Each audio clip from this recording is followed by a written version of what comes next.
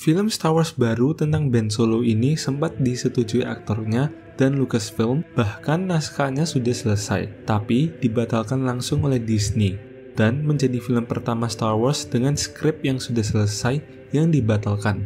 Kok bisa?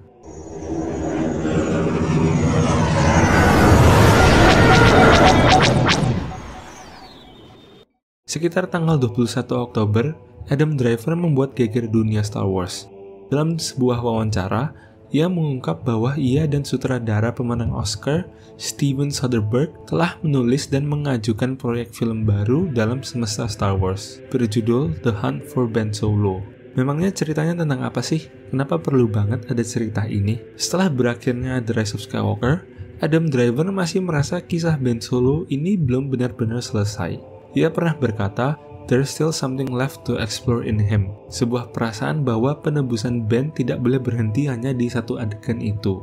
Bersama sutradara Steven Soderbergh, Adam Driver mulai menulis konsep film yang akan menjadi kelanjutan langsung setelah kematian Ben Solo.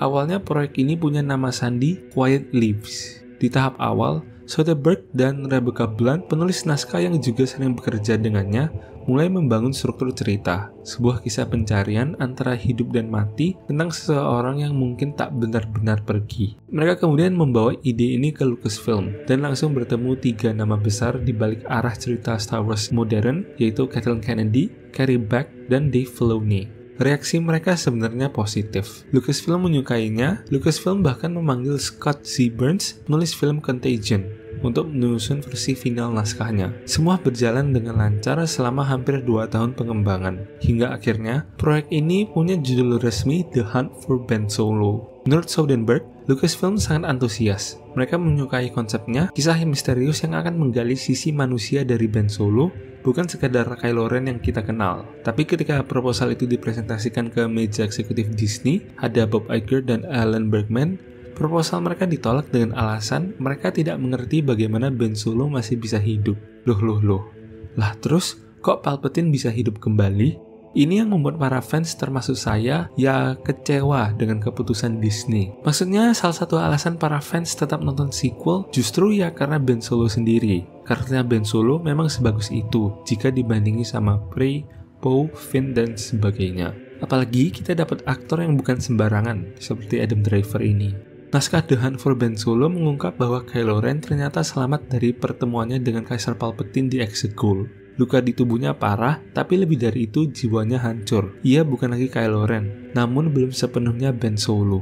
Ceritanya mengikuti perjalanan Ben mencari penebusan sendirian di galaksi. Menarik bukan? Tapi tahu nggak, apalagi yang membuatnya makin menarik? Muncul laporan baru dari series The Acolyte yang telah merilis buku baru yaitu The Art of Acolyte yang mengonfirmasi bahwa petunjuk tentang Knights of Ren dalam serial itu memang disengaja. Sang showrunner, Leslie Headland, mengungkap bahwa karakter misterius bernama The Stranger atau Chimere sebenarnya adalah Ren pertama, atau pendiri Knights of Ren. Ia membentuk kelompok itu sebagai kultus yang ada di sisi gelap, namun tidak tunduk pada aturan The Sith. Headland menjelaskan itu sudah dirancang sejak awal desain karakter.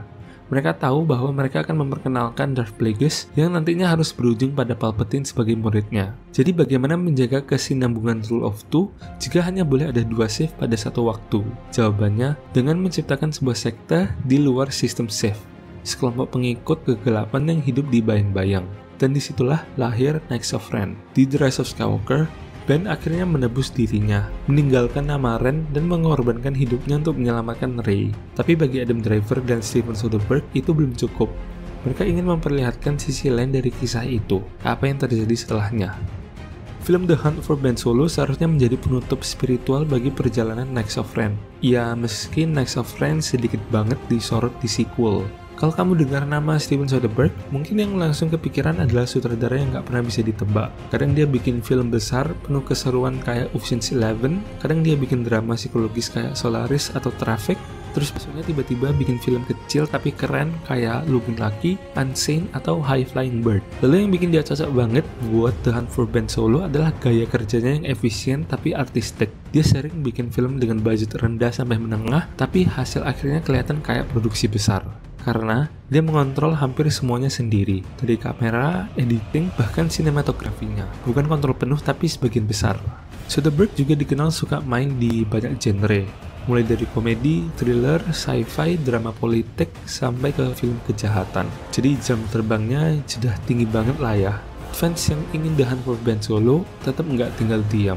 Tanggal 23 Oktober, sebuah pesawat terbang melintasi studio Disney di California membawa spanduk bertuliskan Save #The Hunt for Ben Solo. 2 hari kemudian, papan reklame besar muncul di Times Square bertuliskan For Adam, no one's ever really gone. Hope lives, Ben is alive. Gambar banner, billboard, dan bahkan poster orang hilang Ben Solo pun viral di media sosial. Benar-benar loyalitas fans Star Wars tidak perlu diragukan. Ya, sebagai closing, The Hunt for Ben Solo kemungkinan besar nggak akan pernah dibuat. Tapi menurut kamu, apakah The Hunt for Ben Solo masih bisa hidup lagi suatu hari nanti? Tulis pendapat kamu di kolom komentar. Terima kasih telah menonton, sampai jumpa di video selanjutnya, dan May the Force be with you.